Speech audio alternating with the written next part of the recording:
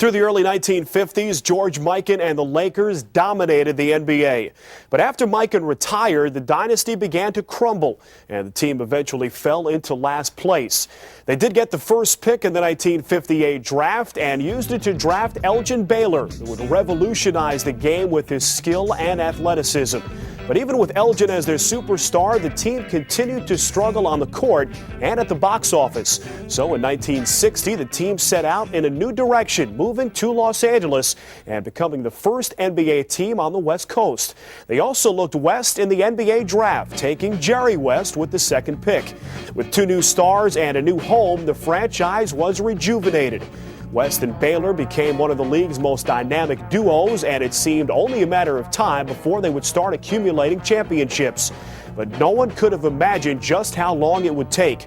Beginning in 1962, the Lakers would make 7 trips to the NBA Finals in 9 years and lose every time. 6 of those defeats came at the hands of the Boston Celtics, many in excruciating fashion.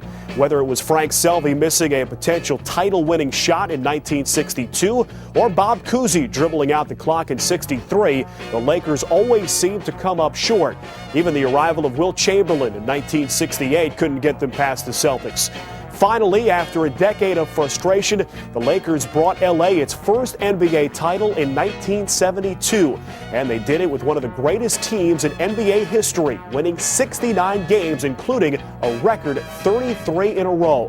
Here's a look at the game that sealed their historic season, Game 5 of the 1972 Finals against the New York Knicks.